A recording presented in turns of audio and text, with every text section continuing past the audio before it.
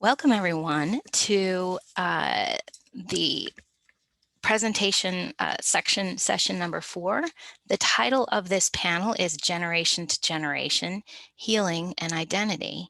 And we have 4 speakers today on this panel. Before I introduce each of them and turn the time over to them, we are going to reserve questions to the end because there's 4 speakers, and then have, I think, a lively conversation at the end.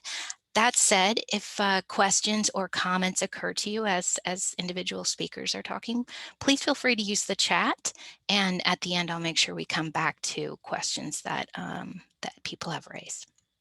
All right, our first speaker today is Caitlyn Mayhew, who's from the University of St. Joseph, and her presentation is titled, "It's Not My Kid, Exploring the Bridge Between Family Environments and Adolescent Bullying and Bystanding Behaviors." The second presenter, Leah Finch from Frederick Community College. Her presentation is entitled, "Scarred Kids, the Impact of Domestic Violence on Children's Development and the Availability of Supportive Resources." Third today is Devjani Paul from Macaulay Honors College at the City University of New York. Her talk is entitled, "Intergenerational Trauma and Collective Healing in Bangladeshi Communities." And finally will be Yuki Chen, also from Macaulay Honors College at the City University of New York, with a talk entitled, "Frozen Durian, Asian American Identities and Food." Without further ado, I turn it over to Ms. Mayhew. Thank you.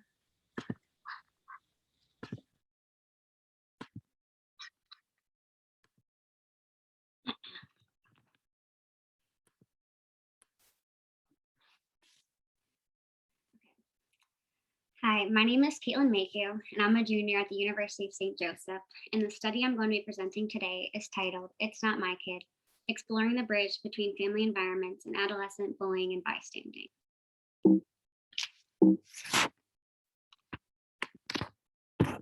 So for this presentation, I'm going to begin with why I chose this topic and introduce you to the research topic. Then I'll discuss the research question and the literature review, and the methods and the results, graphs, and limitations before concluding with the main takeaways and detailing some future studies. So why did I choose this topic?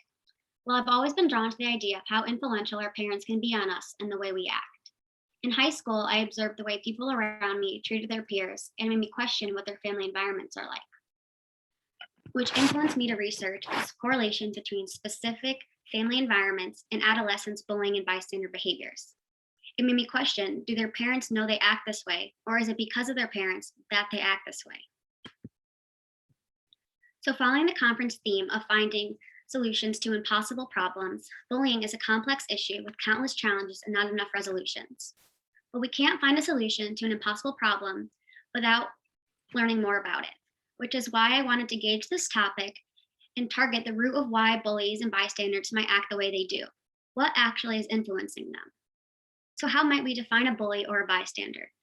Well, there isn't just one definition of a bully or a bystander. So for this study, I defined bullying and bystanding through specific actions in my survey questions that I adapted from the compendium of assessment tools for measuring bullying, victimization, perpetration, and bystander experiences. So my literature review was very extensive, which allowed me to use information I gathered to develop my survey question and my research question and my survey design. When researching, both topics, bullying and bystanding, are related to each other, yet the majority of my research detailed bullying and neglected the idea of bystanding, which outlined a clear disproportion between these two fields of research. So in this study, I examined the following research question. Do the self-reports of survey respondents around indicators of family environment, particularly the presence or absence of moral compassion, the exhibitions of nurturant love, or the rigid or flexible messages about gender norms manifested through team sports, have a statistically significant correlation in reports of bullying behavior and bystanding behavior? So I hypothesized that the more adolescents engage in positive indicators of family environment, such as participating in volunteer experience, having family dinners, and participating in team sports, the less likely an adolescent will be to engage in bullying and bystanding behaviors in high school and in college. So, in my literature review, it was through my research that I was able to frame my research question and my survey design based on the research I found. I was able to connect indicators of family environment to specific activities. So for example, I connected moral compassion to participating in volunteer service through 2 specific studies. The first study connected moral compassion by looking at bullies who had advanced moral competence but lacked moral compassion compared to victims and defenders. And the second study looked at students with higher quality volunteer experience who were less likely to bully.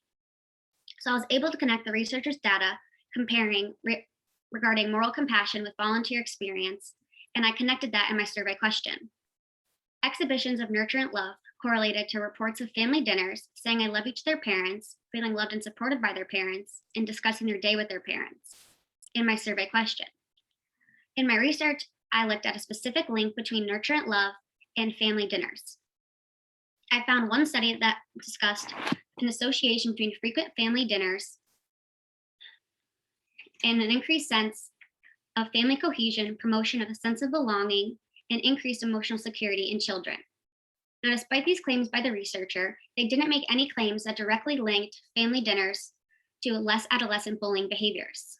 But they did make valid claims that were still significant in my research that allowed me to develop a survey question relating frequent family dinners to adolescent bullying behaviors.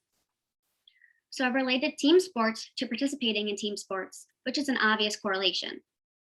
I did find many articles that discuss masculinity, specifically in team sports, but I'll only discuss a few. One article I found discussed adolescents' perceptions of masculine and feminine values in sports. And this article found that boys traditionally participated in masculine sports, whereas girls traditionally participated in feminine sports. One article that was particularly interesting discussed that the strongest predictor for bullying behavior was the perception of whether the most influential male in a person's life would approve of that bullying. This same study found that the higher the perceived moral atmosphere and the higher the conformity to male norms, the less likely a player would be to perceive the bullying as acceptable. When I researched bystanding, the research surrounding adolescent bystanding in specific was inconsequential. I did find that there's 4 types of bystanding. The first type being assisting. This is when the bystander helps the bully taunt or attack the victim. The second type is reinforcing, which is when the bystander supports or reinforces the bully. The third type is defending, when the bully sympathizes or supports the victim. The fourth type of bystanding is outsider bystanding, when the bystander neither supports the bully or defends the victim. Now, outsider bystanding is probably the definition that you most often associate with your own thoughts of what a bystander actually is, even though there's 4 different types. Defending and reinforcing bystanding are currently more studied compared to the other 2 types. I did find one study that concluded that children's perceptions of what their parents expect of them to defend victims was found to be positively associated with defending behaviors. And that concludes my literature review. On to my methods. I just discussed the background research on the previous slide, but for my survey design, I used Qualtrics online software, and my survey had 10 questions that were designed to capture participants' recollection of engagement in bullying behaviors in high school, college, in the last 2 months since the date of survey administration. And I also had questions designed to ask participants to recollect on engagement in family indicators of family environment. I also assessed participants' reaction to bullying situations and how they reacted as a bystander. I addressed human protections by applying for University of St. Joseph IRB approval, and I had an informed consent sheet.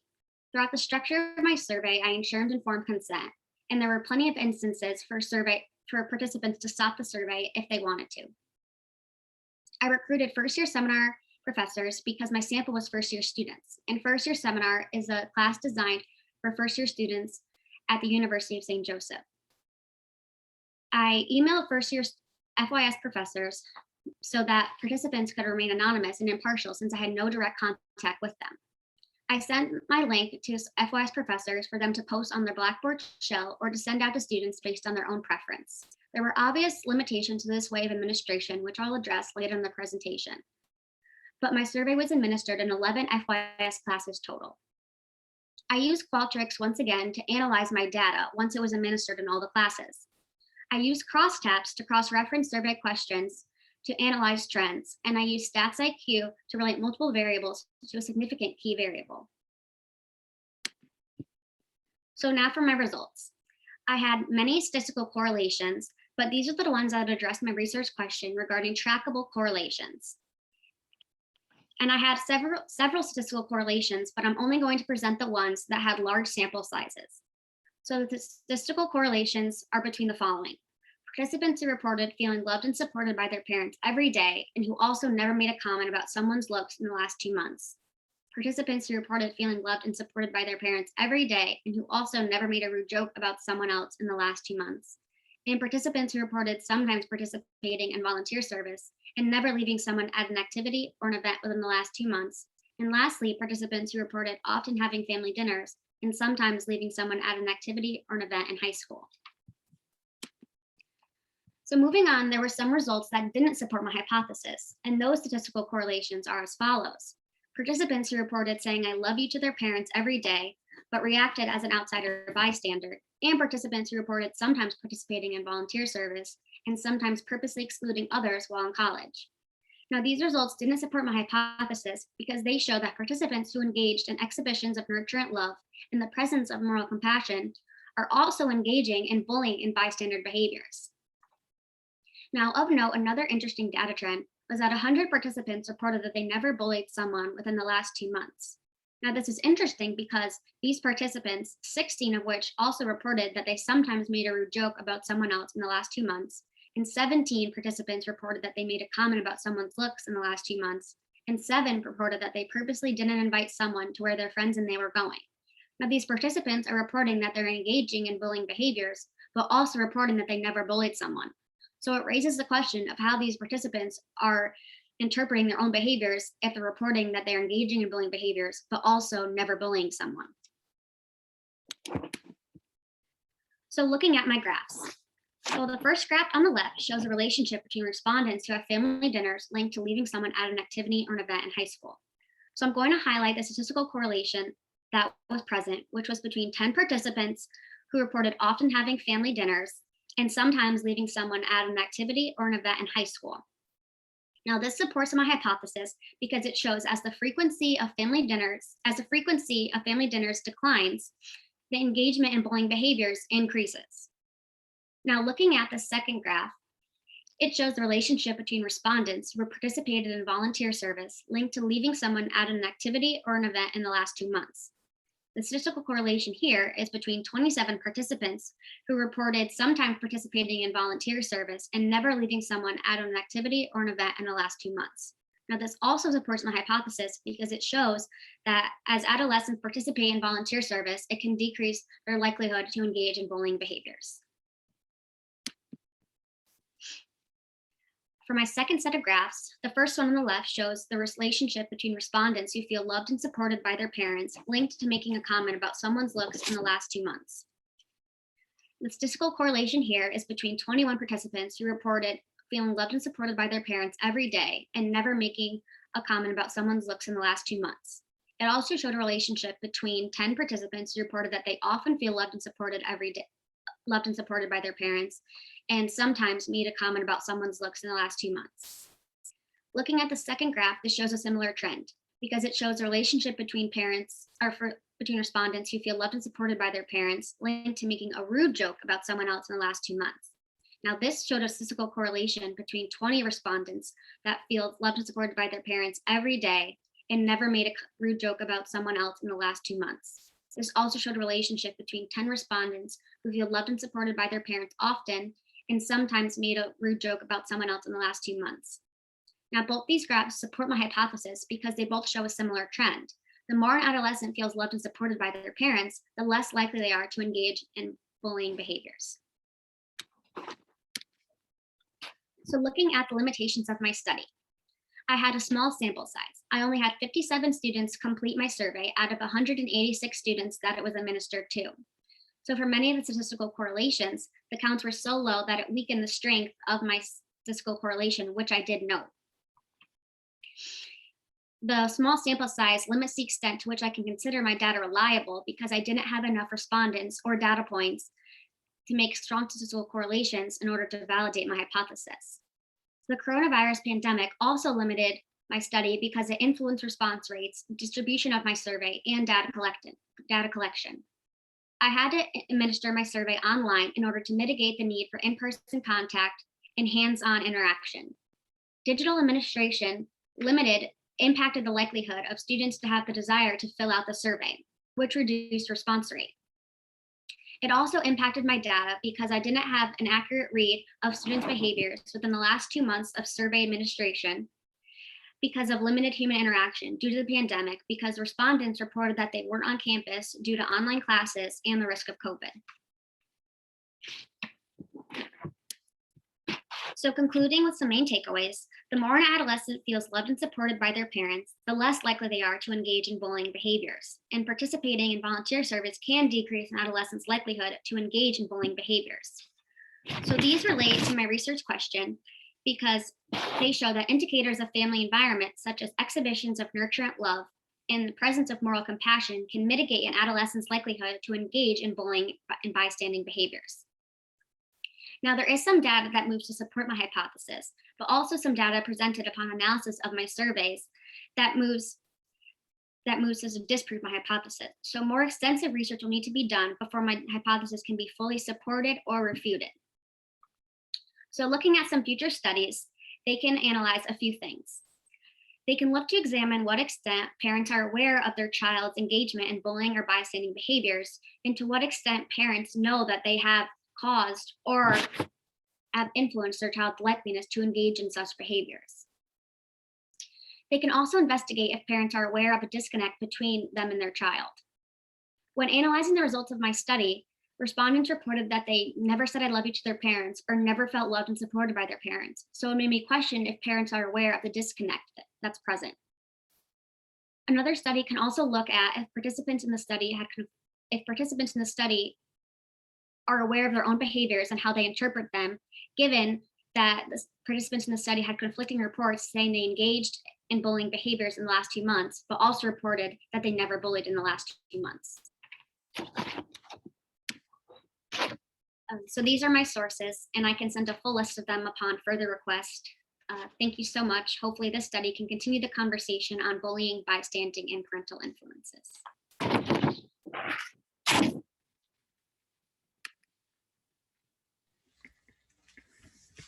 Up next is Leah.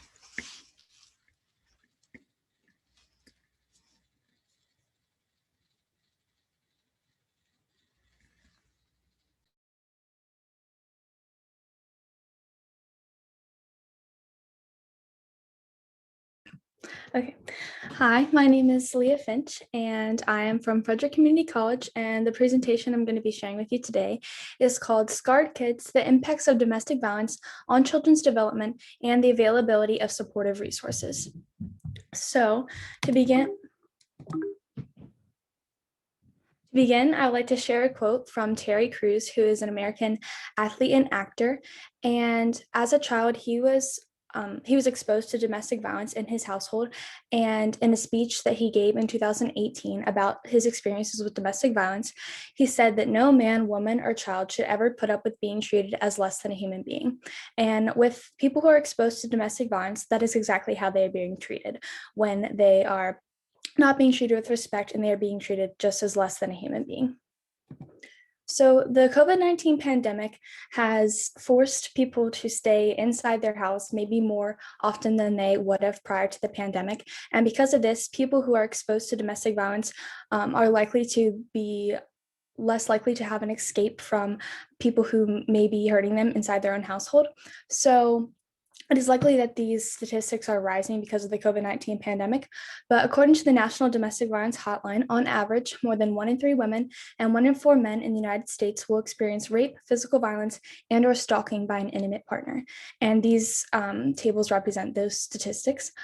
And children also witness domestic violence in nearly 1 in 4, or 22% of intimate partner violence cases filed in state courts. So that is a very large presence of the domestic violence issue. And from my experience and from the things that I see in the media and just from what I hear people talking about, it really seems to be a problem that is not brought to the table often, even though it has a really big presence in our country. So what we really need to be doing is bringing attention to this issue and finding out ways that we can help these people in need. So the definition of domestic violence, according to Justin Healy in his book written in 2014, is it is gendered violence or the abuse of power within a relationship or after separation. And according to the Office on Women's Health, over 15 million children in the United States have been exposed to domestic violence at least once in their lifetime. And when I heard this number, I was really shocked by that. And even if it's only a one-time thing, that is something that can be traumatic to a child. And oftentimes it is something that's happening more often than once. But that is just a really large number. And it's scary to think about that is how many people who are impacted by domestic violence. So for children, domestic violence can have negative impacts on them. And one of the first negative impacts is their behavior. So children often learn by example. And if they are being exposed to negative behavior at their homes, they may think that it's acceptable for them to do the things that they are seeing their parents or whoever they live with doing. So they might think that it's okay to be negative towards another person and hit them or yell at them or whatever it may be. They might find that to be acceptable behavior and then do that when they go into the community or the schools or whatever it is. It also can negatively impact their relationships. It can be hard for them to keep the relationships that they already have and to form new ones because they might develop trust issues because of the things that they are exposed to at home. And then they also might be preoccupied with all of their thoughts that's going on that comes with being a domestic violence victim. So it can be hard for them to form new relationships. And then it also can negatively impact their emotions. So children often might be confused by what's going on. They might be too young to understand what exactly is happening. So that can cause a lot of confusion and stress for them. And then also just being around so much negativity can have them to have negative emotions and be sad or confused or angry, whatever it may be. And then it also, therefore, impacts their cognition because if they're exposed to so much negativity, then it can change the way that they perceive things. They might think that it's normal for families to act like this and that this is just how things are. It can change the way that they think about the world and how they think about themselves. So the way that they are thinking also changes because of their experiences. And then it also can negatively impact their learning. It might be difficult for them to focus in school or actually pay attention to what's going on in school because they have so much else on their mind. They might be worrying about what's going to happen when they get home from school, if somebody's going to hit someone or yell at someone. And so they might just not have the motivation to pay attention in school or to work hard in school because they're so occupied with what's going on in their head based on what's going on at home. And then it also can negatively impact their health. So like I've mentioned before, all of these things impact their mental health, their thinking and their emotions and that sort of thing. And then stress can also have an effect on someone's physical health. It can impact the way that they're sleeping, how often they're able to sleep, or if they're able to be able to get rid of those thoughts so that they can go to sleep. And then it also can, unfortunately, last into someone's adulthood because children's development is really crucial, and the things that they're exposed to early on in life impact the person that they become when they are older. So unfortunately, it's something that lasts into their adulthood. So here's another quote from Terry Crews in the same speech that he gave in 2018. And so just to preface, his father was the one who was violent towards his family. And so he oftentimes saw that what his father was doing and realized that they were wrong. But unfortunately, as a child, you kind of pick up on some of those things. So this quote, he says, so many days I thought, I'll never be like that. I'll never do that. But then I picked up on a lot of other damaging things that come from that trauma, a lot of other things that had been assimilated into my life. Here's a man I felt like, hey, it's my way or the highway. So unfortunately, the way that somebody is raised and if they're exposed to violence in their homes, then that might impact the kind of person that they are when they get to become older. So fortunately, there are a lot of resources available for domestic violence victims and their families. So some of those resources are therapy, which is talking professionally to someone who can help you to overcome your trauma. And then there's interventions, which can come in a lot of different forms. There can be group interventions or interventions in schools or even summer camps. So for children especially, these are more longer period or short period of time, but they can really help to help a child overcome their trauma and understand what's going on in their lives and why they might be feeling the way that they are. And then there's also a lot of online materials that are available for these domestic violence victims. So there's the National Domestic Violence Hotline, and then there's also local websites or the school websites that a child may be enrolled in. Families can visit those. And even though some of them might be difficult to navigate, but oftentimes they'll lead you to local resources of places in the community that are there to help.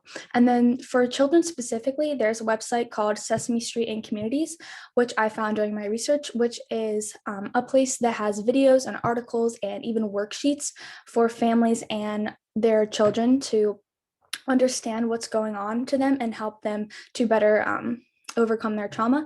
So there's videos that are geared towards parents, and then ones that are geared towards children to just help them understand the things that are happening in their lives. And then these worksheets can also help with them too. So like I said, all of those resources are really great and they have been proven to help people overcome their trauma. But the thing is that there's limited accessibility. So some of the barriers that people who are exposed to domestic violence may have to getting help is the cost of therapy and then also the lack of internet access. So according to Thurvo, which is this company that helps to compare the expenses of services, they say that the average cost of therapy in the United States with insurance is $20 to $50 per session, and then without insurance is $60 to $100 per session. So even with insurance, therapy can be really expensive, and these prices can accumulate over time if you're going to multiple sessions, which oftentimes people do, and it depends on the person how affected they are by it. But it's something that is not doable for all families. So because of that, it's unfortunate that not everyone is able to get help. And then also the lack of internet access or having a computer. If you don't have either of those things, then you're not going to be able to access those online materials that I mentioned before. So some of the recommendations that I have that we can do to move on from this problem and address it more is to increase awareness. And some of the ways that we can do this is by talking about it more in social media. And I know that that's an iffy topic, but just the more that people are aware of it and the more that they are talking about it, then the more likely people are going to act and do things about it. This also could be done through the schools. So even just having posters up around there or the phone numbers of places that they can go to get help or whoever is local in their community who's able to help them, that's something that can happen. And then there's also bullying assemblies and assemblies about drugs and that sort of thing that have been really that have been in schools before. So I think that maybe if we have an assembly about that, about domestic violence and just bringing attention to that issue, that's something we can also do. And then we also can therefore increase public access by increasing awareness. So one of the big ways that I think all of this can happen is to change the role of public schools and libraries. So libraries can become domestic violence resource centers.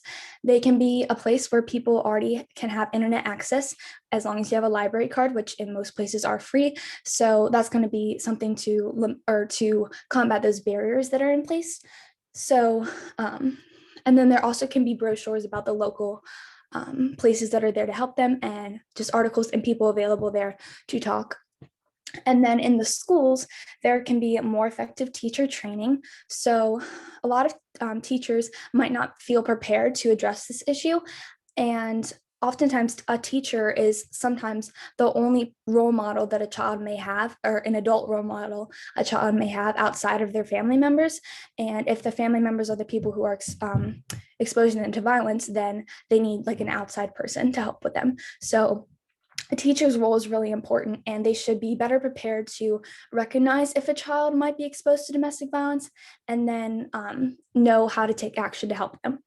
And then there also can be more individual and group therapy in schools, which would be a lot less expensive. And likely if it's a public school, it could be covered by the public. So it wouldn't be something that the family has to deal with.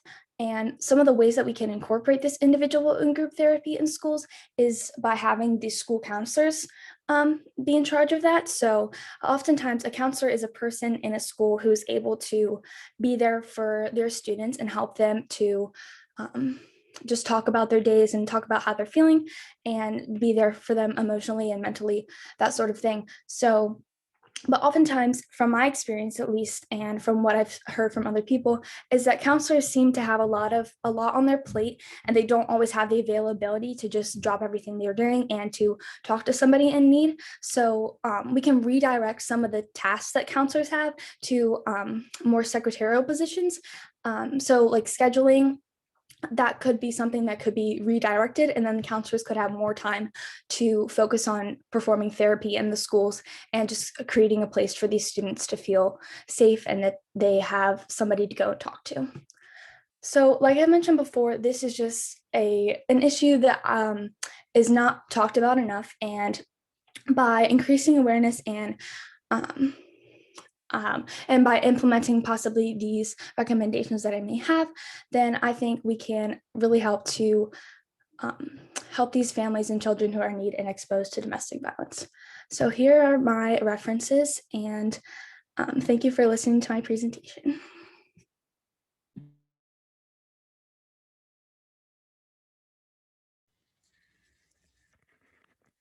Terrific. Next up is Devjani Paul. Devjani.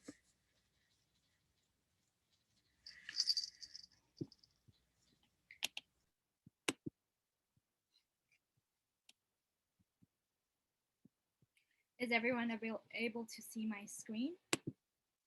Awesome.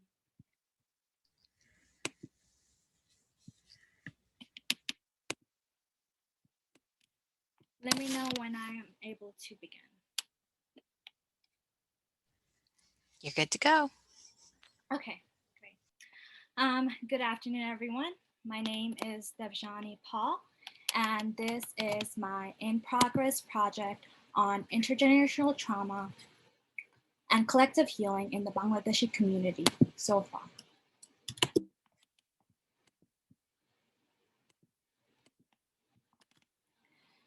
So to begin with the definition, intergenerational trauma is the idea that effects of traumatic stress can be transmitted from one generation to the next, and this can manifest themselves in a person as symptoms such as hypervigilance, anxiety, and other trauma symptoms. So one can really point their fingers at epigenetics as the cause of this prolonged state of traumatic stress. So epigenetics are like really small heritable changes in our DNA that is often caused by environmental factors such as violence. Our brains are actually highly neuroplastic, meaning they're actually susceptible to changes, and they change with our environments. So traumatic experiences, when people go through them, can severely impact the way our brain and our body talk to another. Because when one goes through a traumatic experience, our brain holds on to the fact that they're in danger and keeps experiencing that even though our body is out of danger. So this changes our brain's neural circuit connection, which then changes the way our brain detects threats, regulates emotions, and rewards itself.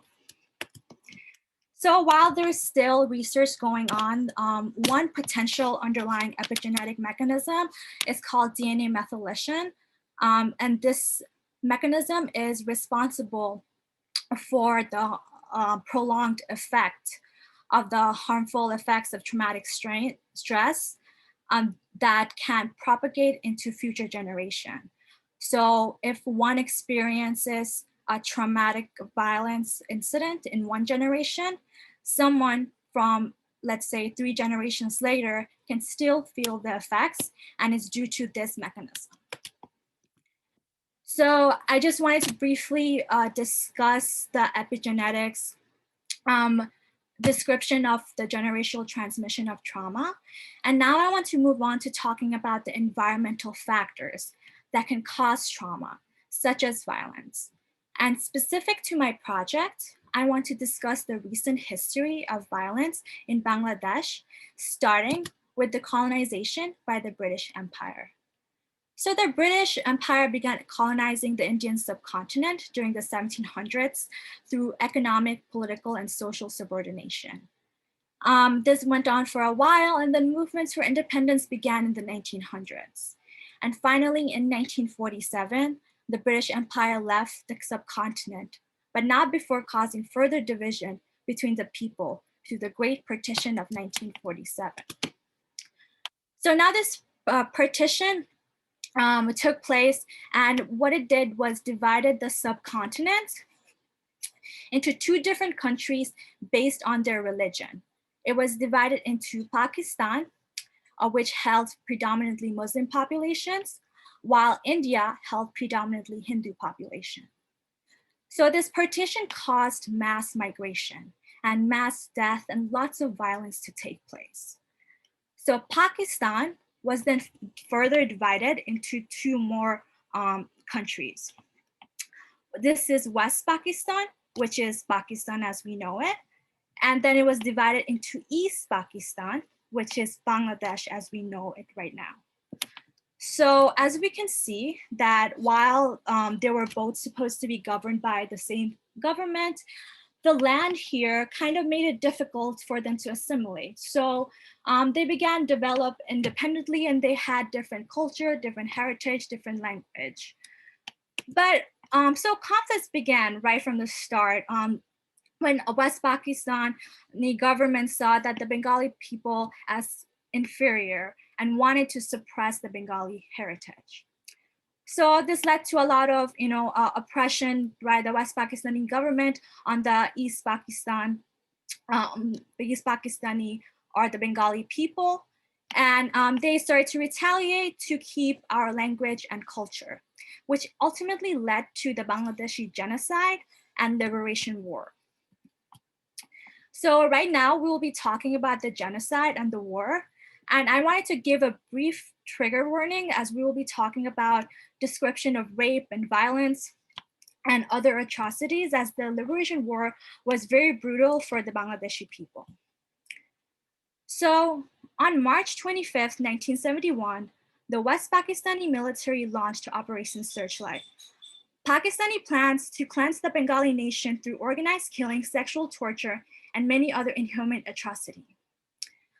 West Pakistan had specific targets, including political leaders, intellectuals such as professors, university students, and the Hindu community. So in terms of the liberation war itself, it is now looked at in 3 phases. So during the first phase, young men were targeted through physical and sexual torture. During the second phase, girls and women were targeted through different tactics of sexual torture. So now rape was really used as a weapon of war here, and many women were raped in front of their family members to elicit extreme terror and shame. Many women were also abducted and repeatedly assaulted at special rape camps set by the West Pakistani armies. So by the end of the 9-month liberation war, it was estimated that nearly 3 million people were killed and 200,000 girls and women were raped.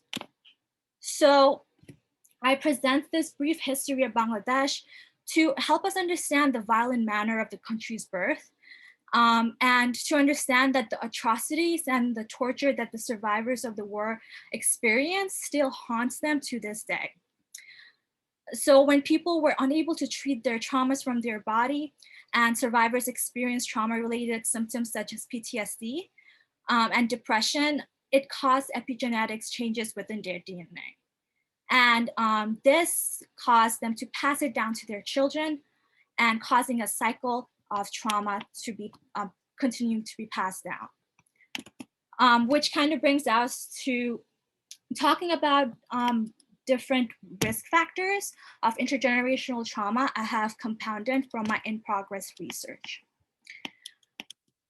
So the first risk factor I found is socioeconomic status. The statistics I have presented here were taken almost 30 years after the war, and it indicates here that in places where there was high rates of poverty, there were also high rates of family violence present, indicating there was a correlation, an association between poverty and violence. So being working class means being susceptible to more trauma.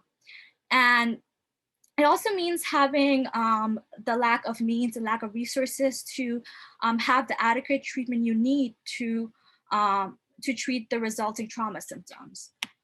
And in compounding all of this together, it really leads me to hypothesize that there is a higher transmission rate and a higher incidence of intergenerational trauma in working class communities.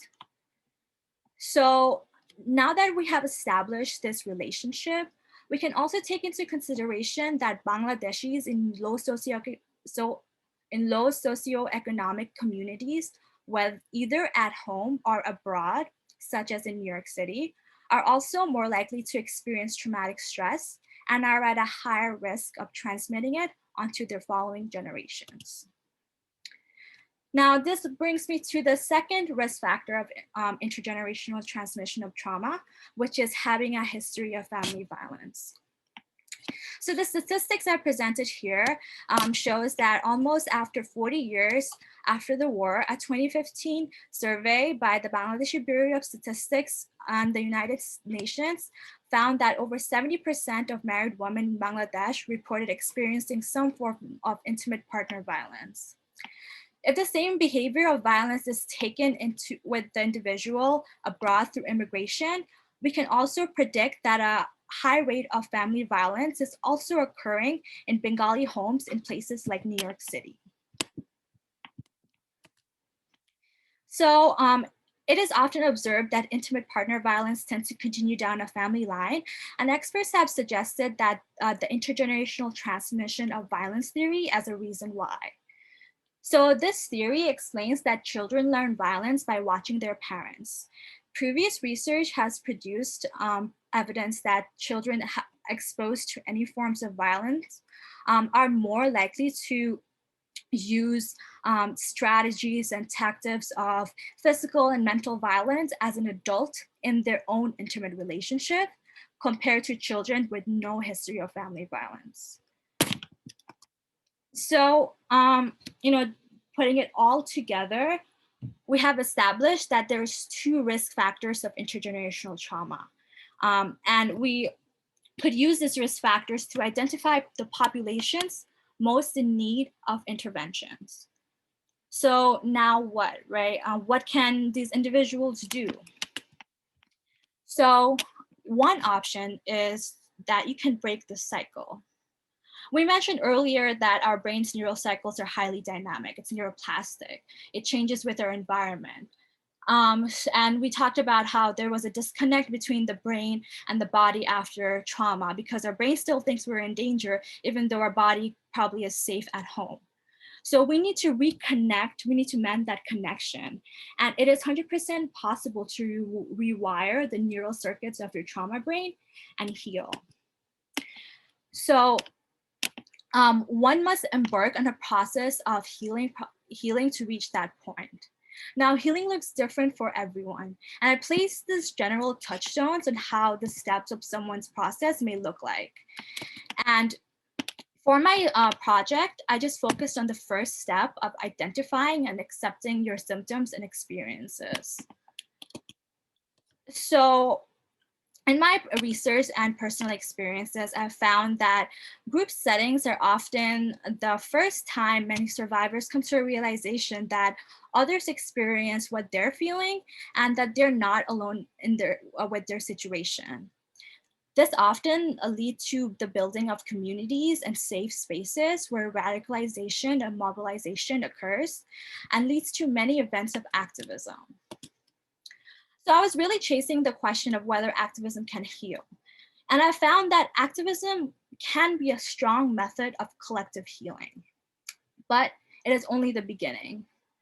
So these two photos I presented here are of collective action and healing happening in my community of New York City. And I was presenting them as an examples of how activism can empower individuals, help them reclaim their agency, and help them find their voice. It can often act as a gate that takes survivors from being silent to being powerful. And while activism can take so many different forms, what I've concluded is that activism is part of a survivor's recovery.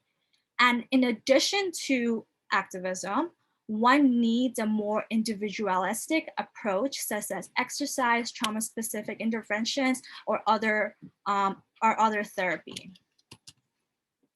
So I really wanted to leave my audience with a few resources in New York City offering low-cost trauma-specific therapy. And whenever you're ready, I want to encourage you to take that next step. That will be all. Thank you so much for listening.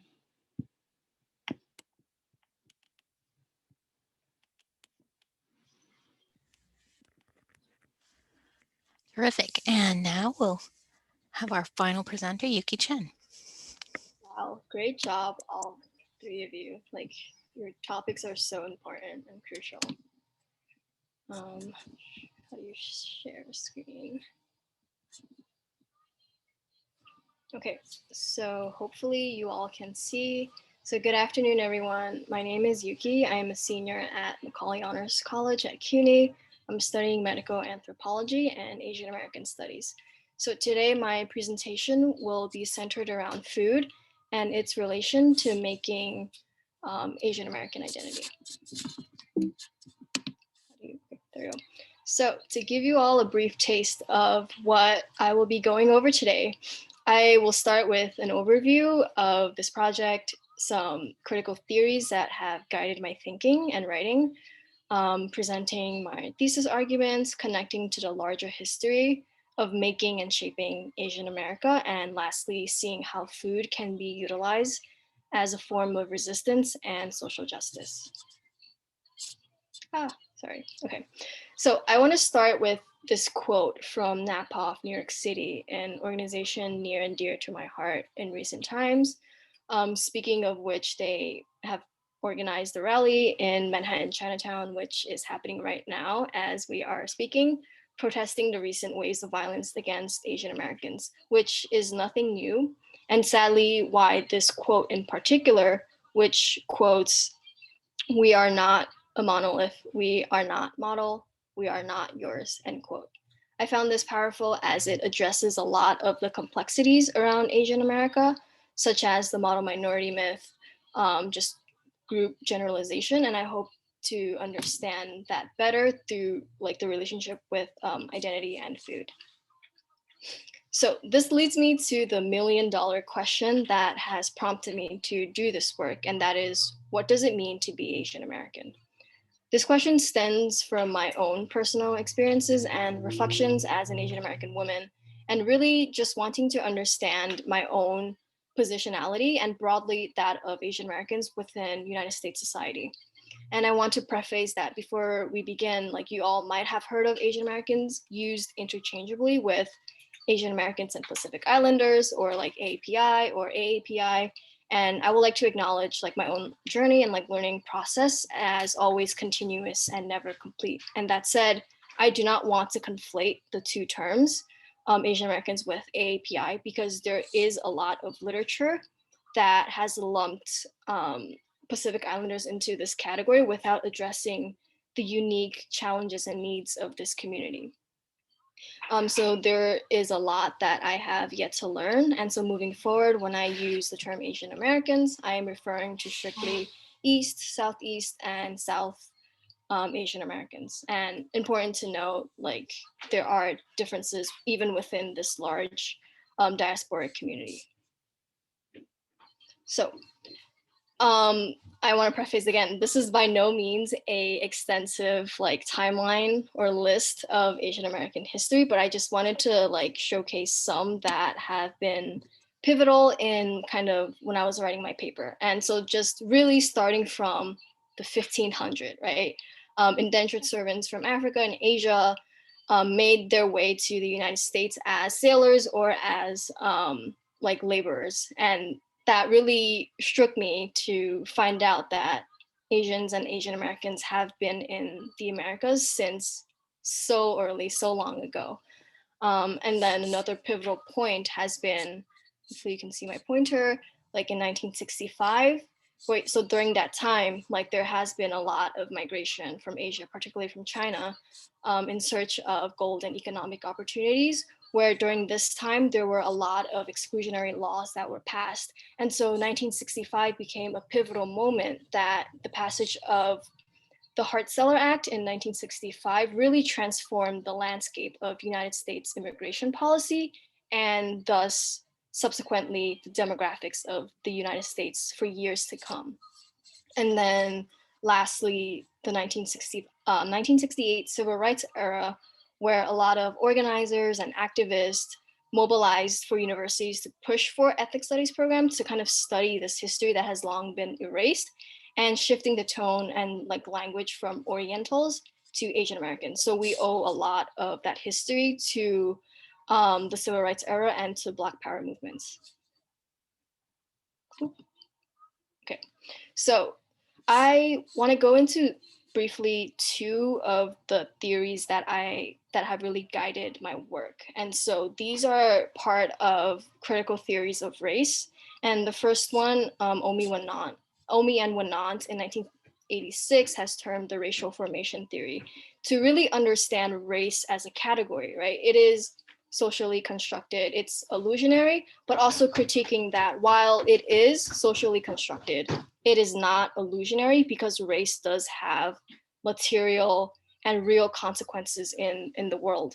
And they term this term racial projects to kind of describe that kind of process, to produce this sort of like common sense. And to give an example, even like recently in the aftermath of 9/11, the US government passed the Patriot Act, which granted unlimited policing powers to the police to kind of search, to kind of go into the lives of many South Asian Americans, regardless if they were Muslims. So that went into lives of like Arab Americans, Sikhs, and anyone who kind of looked Muslim. And so that was an example of kind of how like fear and like this heightened ideology can drive society to really be marginalizing this group of people. And I also bring in Lisa Lowe's theory right here in 1991 to kind of challenge Omi and Winant into really thinking about intersectionality and to really thinking about the multiple ways that history, that social and political structures have impacted ways of like thinking. And I kind of want to, it's a lot of academic kind of jargon and terms, but to really break it down, I think Lisa Lowe just challenges the way that we think about Asian Americans and Asian America as heterogeneous categories, whether it's in like American media, movies, restaurants, or academic readings and representation. There is that tendency to try to essentialize or try to know what Asian America or who is Asian American, meaning that people can take in understandings of what Asian American identity is as if there is a singular identity. And so Lisa Lowe comes in and says, no, there is not. It's a very heterogeneous group that had different experiences with national origin, exclusionary laws, class, gender, sexuality, and all of that, to kind of have all of these factors impacting lived experiences of folks. And so going into my paper, I've come up with two main arguments with food. And so my first argument is that food is a way to celebrate and affirm Asian American identity. But also at the same time, food and culture is what Omi and Winant has termed a racial project that challenges what we know to be Asian America. So to give an example, I included a picture here of boba tea, right? And so in recent times, you might know it as, oh, this is the symbol of like multicultural Asian kind of cuisine, which is fine, which is great. But it becomes problematic when that becomes the only representation or the only way of knowing what Asian American people are or what their culture are. And so in my paper, I've interviewed and like I've examined literature and I've talked to people. And so like I've come to this conclusion that yes, consuming these food items has become a way for people to celebrate their heritage, to celebrate themselves and their friends. It also becomes a way where what we consume and what we know about what we consume challenges what the dominant culture deems or expects us to be like and to kind of consume.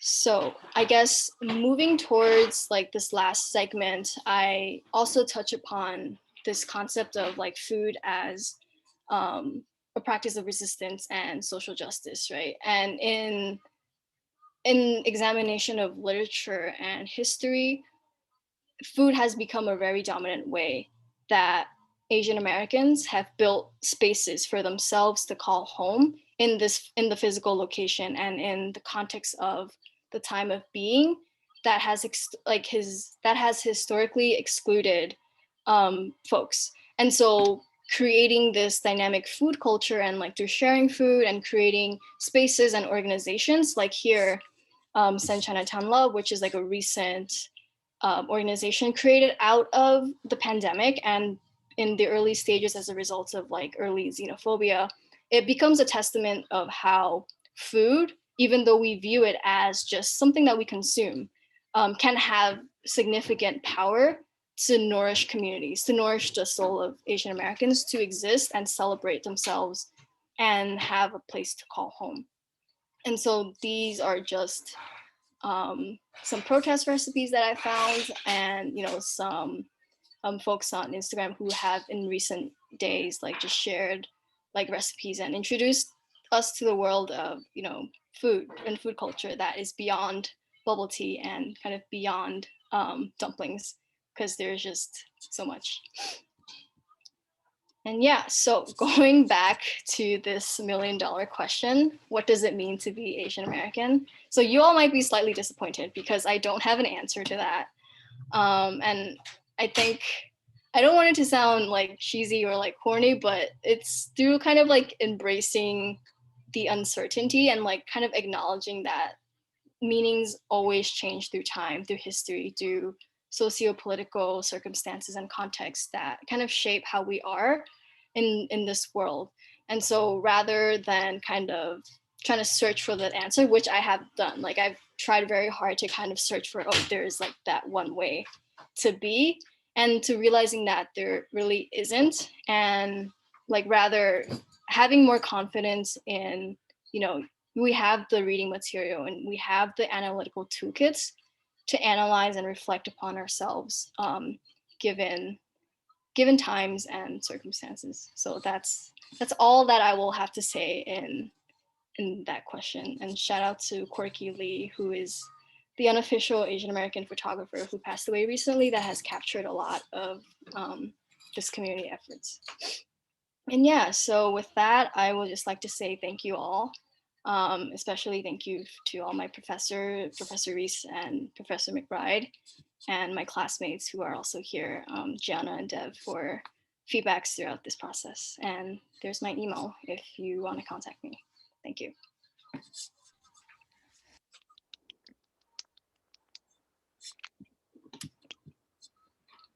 All right, we have about 15 minutes for questions and comments. Yes, actually, let's start by giving a round of applause to all of our 4 presenters. Really wonderful presentations all.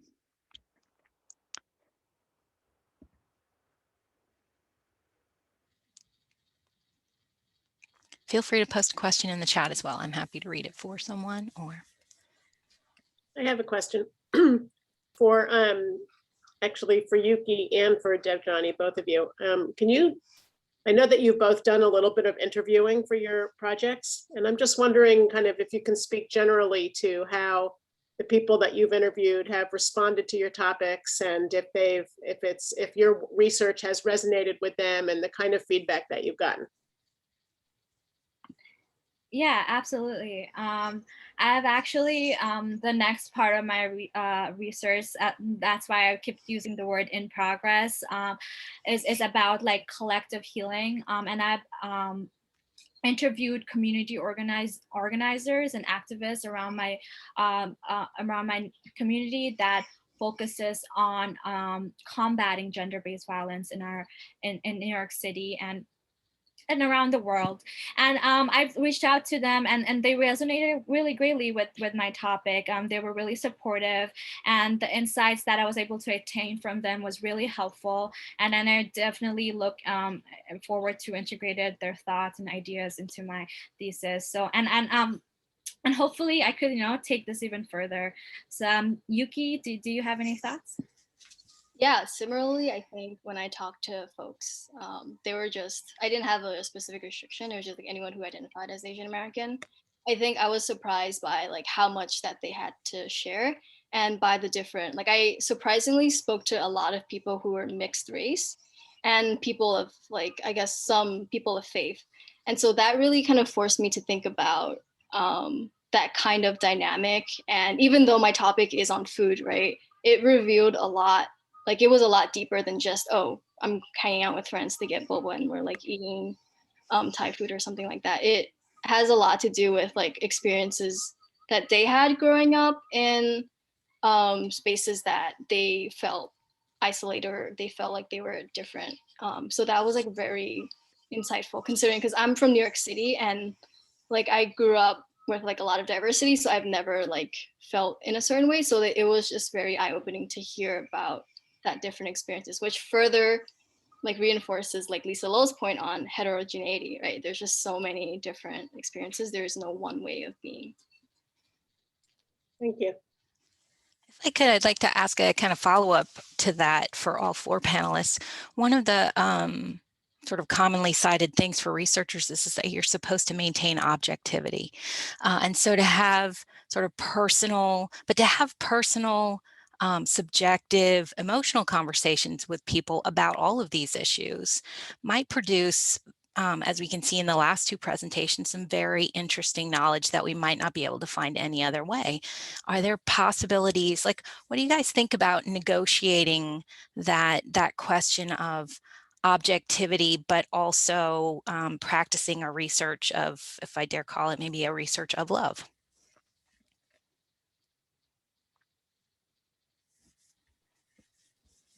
Yeah, that's a great question. I think I've like experienced like that kind of thinking when I was conducting and I was doing my research and how we go about overcoming that. So the way I went about it is kind of looking at the topic kind of very scientifically, and that's why I introduced the things about genetics and science into it. So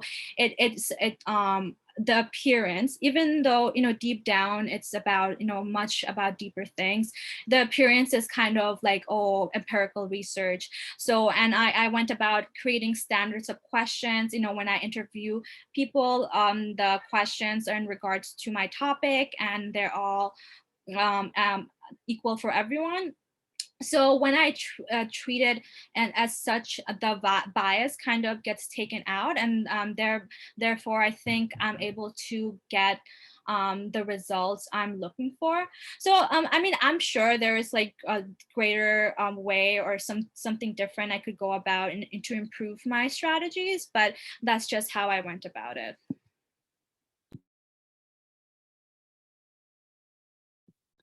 Yeah, to just kind of add on that, I think what helped me was, like, I know what they talked about was like interviewing people, but for my research, I was able to kind of take myself out of the equation, and I gave my survey, I used an online link, and I was able to administer that like kind of secondhand through like FYS professors at my school. So I didn't have like any direct contact with the survey participants. So I wasn't able to like see them or kind of like facilitate a relationship with any of the survey respondents.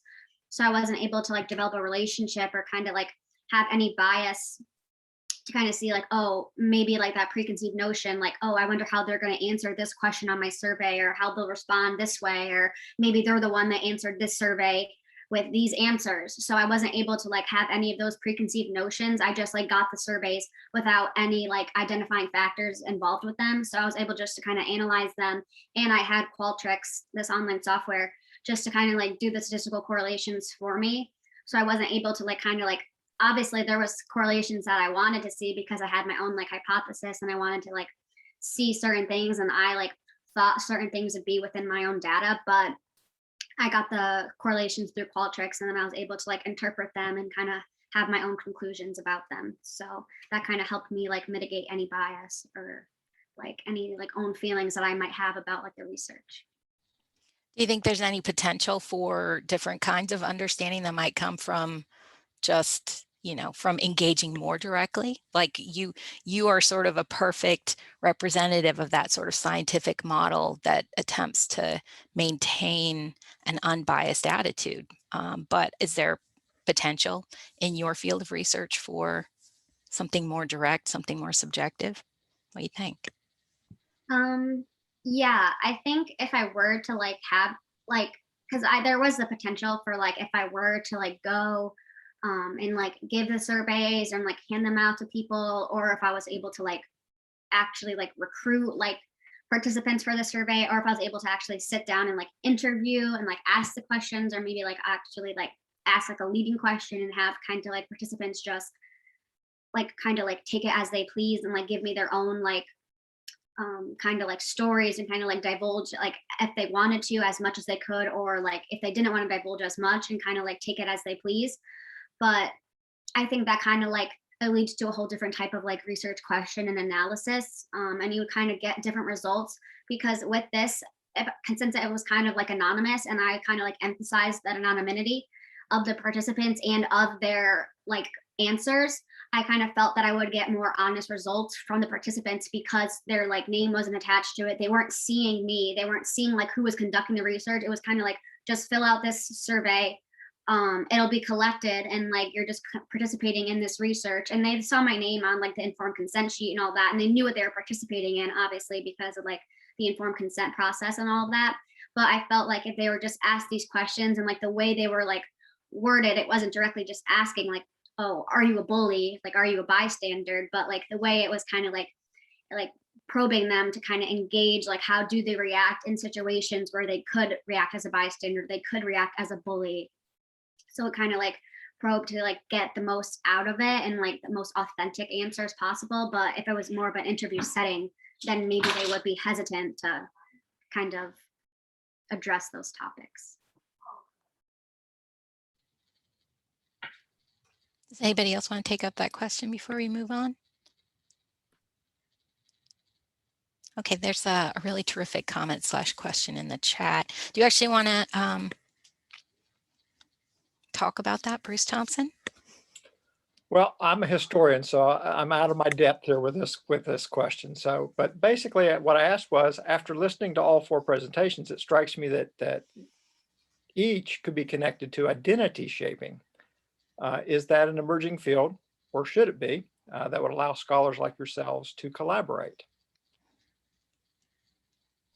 Yeah, I don't think it's an emerging field. I think it's already an existing field. It's called cultural anthropology. So like anthropology is in itself like kind of the study of people, like cultures and like identities and customs and all of that. And so there has been like throughout this, I've been thinking of like the difference between sociology and anthropology, and which Caitlyn, like when she was talking about like unbiased, just like putting out questionnaires, like that's exactly how a lot of like in my sociology courses that I've taken, where it's just collecting information. They just want to understand what is going on like right now and this time with X amount of people, versus anthropology takes a more theoried approach, and it goes into kind of not just like the facts in itself, but how people live through it and how people experience what those mean. So I think there is a lot of significant research in anthropology that has already kind of addressed this, but maybe not in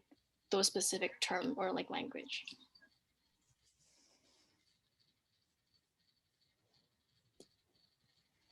Other thoughts? Because I was sitting here thinking about bullying and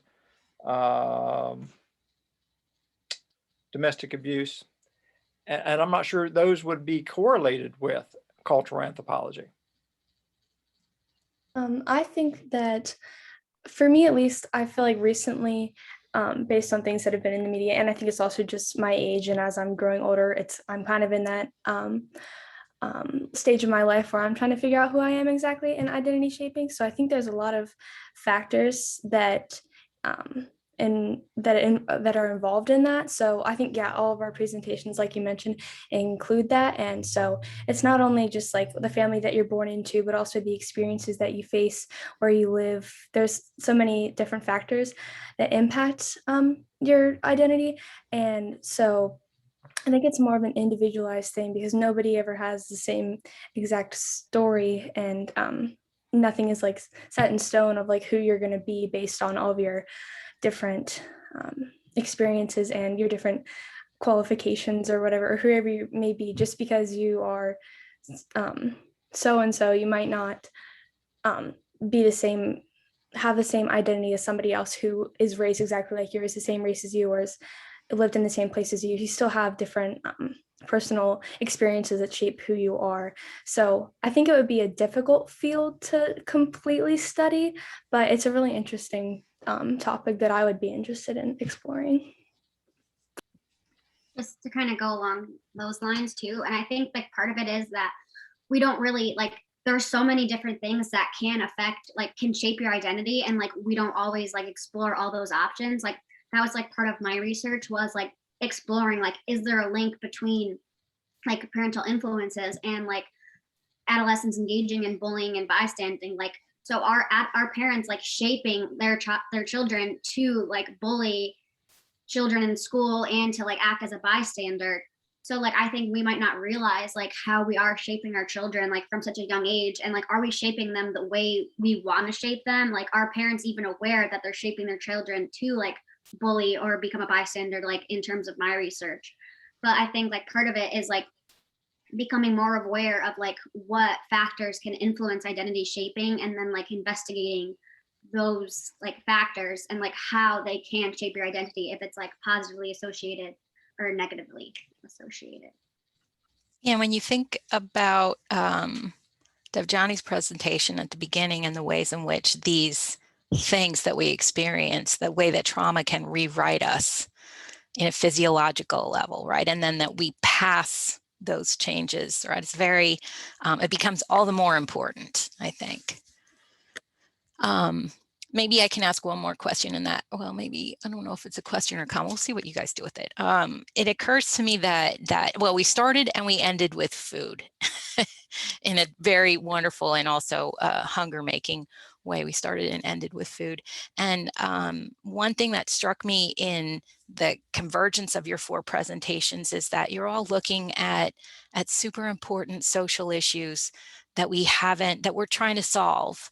And I'm kind of wondering whether or not there's some kind of opportunity to both do the research and then begin to be the change, right? To in some way create the change. Very often as researchers, we're doing something right in our labs, in whatever our labs look like, right? And we're coming up with knowledge and then sharing it. But we don't very often get the chance to share it with the people who are living in the situation that we're studying. So what are your thoughts about that? Big community dinners, for example? What do you guys think? What are the opportunities here for making change?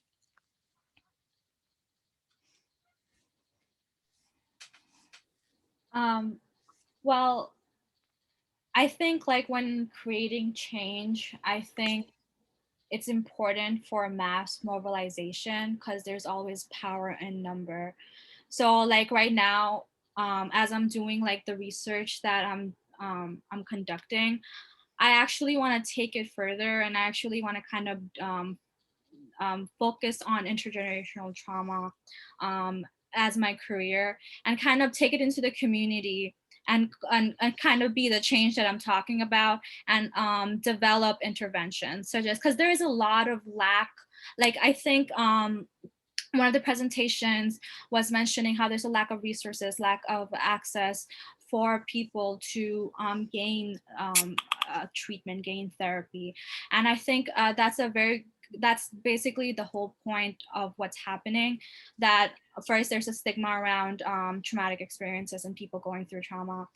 Two, there is a lack of access to resources for low socioeconomic communities, especially for low socioeconomic and people of color. So targeting, conducting assessments and targeting which populations needs the most intervention, going about those things like that, and accessing the adequate funds and the leadership and all the things that needs to go into like programs. Not like, hopefully I will be in that place one day, but hopefully other people will come before me and start that process already. So that's just my thought on your question. Caitlyn, looks like you have something to say. Yeah, I was just gonna say that obviously like sharing our research is a great start, but the only way that we can actually like integrate our findings like is actually like by implementing them. And obviously like we don't have like the means to like implement these on like a national level or something like that, but like just like with like small changes like within our community. I know like for me personally, like obviously I can like take this research and like share it with like schools, because like that's what like kind of fits with my research, or like sharing and having like more like adolescents and like younger kids like get involved with like participating in volunteer service, and like kind of like sharing this with like parents so they know like how like they can play a role in like their children's development and how that can like influence like bullying and bystander behaviors. But like also just like on a personal level, like I have a younger brother, so like I make sure that he gets involved in more like volunteer service and just making sure like he feels like loved and supported and stuff like that. So just like little steps can obviously make a difference, but kind of like trying to integrate it into like a snowball effect of trying to hopefully like sustain a difference in the environment and community. Well, we're out of time, but does anybody, I don't want to take away anybody's opportunity. It occurs to me that one thing you might do is actually share the results of your research with those freshman seminar students who completed right? That'd be very interesting to them to realize that their conceptions, their definitions of what bullying is might be inadequate, right? And to sort of see some of the things that you found from their responses. We don't often get the chance to go back to the people that we study, which means that we leave them at least potentially as objects. And I hadn't really thought about that before until you four people sort of put these ideas into conversation. So thank you so much, everyone. Really terrific presentations and great audience participations too. Great questions all the way through. Thank you. Thank you, everyone. Thank you so much. Great job, everyone. Thank you. All your presentations were really enjoyable to watch. Oh, they really were. Have a great evening. Go to the dance party. Shake your stuff. Thank you. Have a great night. Bye, Caitlin. Nice to meet you. Nice to meet you.